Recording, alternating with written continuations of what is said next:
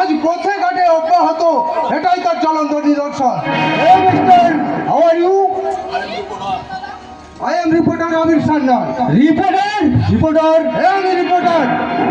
আজকের এই রিপোর্ট যদি আমি দেশের জনগণের মাঝে ছড়িয়ে দিই, আর এই রিপোর্ট দেখে বিক্ষুব্ধ জনগণ যদি প্রতিবাদের সুর তোলে, আপনাদের থানা ঘেরাও করতে ছুটে আসে, তাহলে আপনাদের মতো পুলিশের দল এই পুলিশের থানার টেবিলের তলায় ফাইল চাপা দিয়ে মাথা বাঁচাতে চাইলেও আর রক্ষা পাবেন না। ভাই কি নির্মাল্য, আমি তো এতক্ষণ লক্ষ্যই করিনি। আরে তোর হাতে হ্যান্ডকাপ আর পুলিশের হাতে মার খেয়ে অজ্ঞান হয়ে পড়ে থাকলে ভদ্র মহিলায় বা কে? আমার স্ত্রী রাবি, আজই আমাদের বিয়ে হয়েছে আর এই বিদায় অফিসার আমাকে বিনা দোষে অ্যারেস্ট করে নিয়ে যাচ্ছে। তুই তুই বিশ্বাস কর ভাই, আমি কোনো অপরাধ করিনি। সেটা তো আজ অনুযায়ী প্রমাণ হয়ে যাবে। হাবিলদার, ওকে নিয়ে চলো। দাঁড়ান, এইভাবে যার তার উপর যা খুশি অপরাধের পরোয়ানা চাপিয়ে দিয়ে তাকে অ্যারেস্ট করা যায় না। ওকে যে আপনি অ্যারেস্ট করছেন, তার অ্যারেস্ট ওয়ারেন্ট কি আপনার কাছে আছে? আপনি কি ভেবেছেন রিপোর্টার? ঢাল তরবালহীন নিধিরাম সর্দার হয়ে আমি লড়াই নেমেছি। এই দেখুন ওর অ্যারেস্ট ওয়ারেন্ট। কি? ও মাই গড, কি কি দেখলি আমি? কি লেখা আছে ওতে? আই এম সরি নির্মাল্য, তোর অ্যারেস্ট হওয়াটা আমি আটকাতে পারলাম না ভাই। আবির, কয়েকটা দিনের জন্য হলেও তোকে জেলে যেতেই হবে।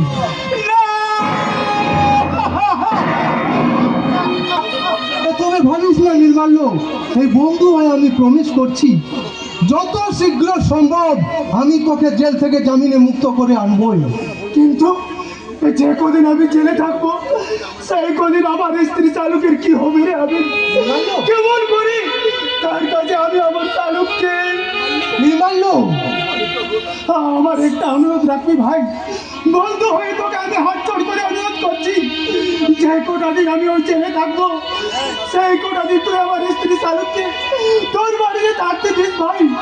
আমার এই অনুরোধটুকু রাখিস ভাই, আমার এই অনুরোধটুকু রাখিস। অনুরোধ নয় নির্মাল্য, বল বন্ধুত্বের দাবি। আমি তোকে ছুঁয়ে কথা দিচ্ছি, তুই ফিরে না আসা পর্যন্ত তোর স্ত্রীকে আমি যথাযোগ্য মর্যাদায় আশ্রয় দেবো। ঠিক আছে, এবার চলো। আর একটু সময় দিন স্যার, আমার স্ত্রী অজ্ঞান হয়ে মাটিতে পড়ে আছে, তার জ্ঞান ফেরা পর্যন্ত আমাকে একটু তার পাশে থাকতে দিন। যাওয়ার আগে অন্তত তার দুপুরটা চোখের জল আমায় দেখে যেতে দিন। ওসব ফালতু আবদার করে কোনো লাভ নেই। এখন বলছো স্ত্রীর দুপুরে চোখের জল দেখে যেতে দিন, তারপর বলবেন আমার স্ত্রীর সাথে ফুলো সজ্জাটা ছেড়ে যেতে দিন। নিয়ে এসো ওকে। বিজয়, আমি আমার শালুককে তুই দেখিস ভাই, আমার শালুককে তুই।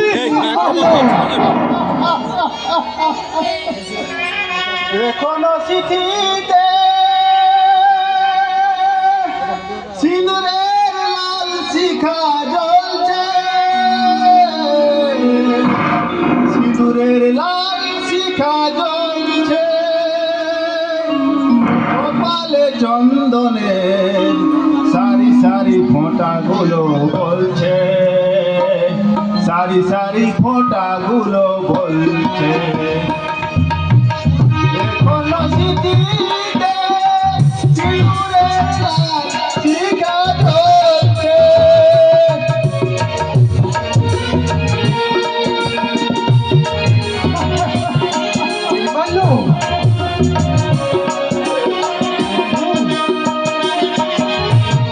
নববধূর গলায় তাজা ফুলের মালা এখনো শুকায় যায়নি, কোন পাবে ভাগি এমন হলো, সেই বাচন মেলেনি।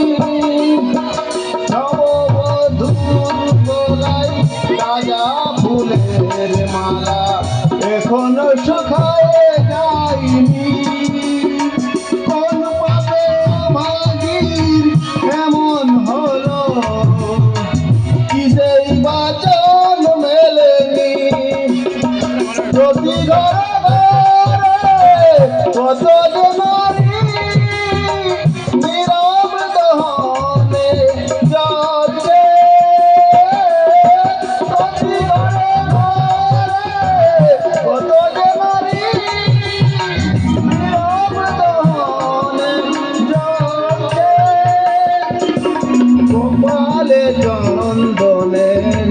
সারি সারি ফোঁটাগুলো বলছে,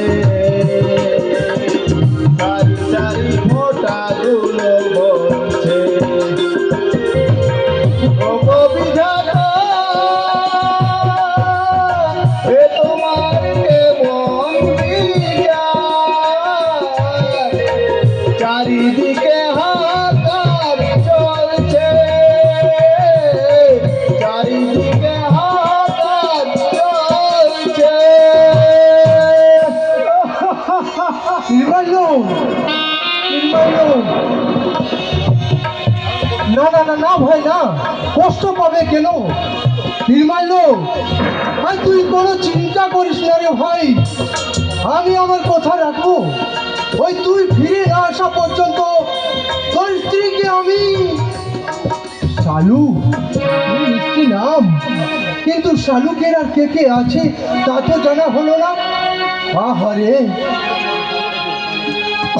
এমন সুন্দর সাজ করে যার আর স্বামীর ঘর আলো করার কথা, সে কিনা এই অসহায় এইভাবে মাটিতে পড়ে আছে।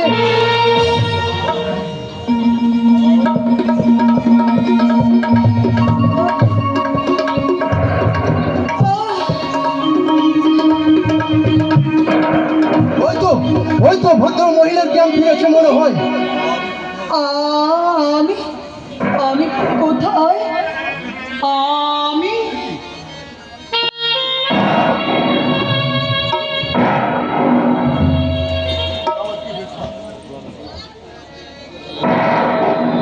এ আমার কি বিশ্বাস?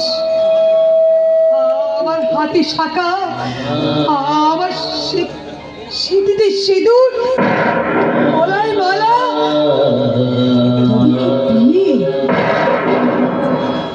হ্যাঁ, নিশ্চয়ই আমার বিয়ে হয়েছে, কিন্তু আমি এখানে একা কেন? আমার স্বামী তাহলে কোথায়? আমার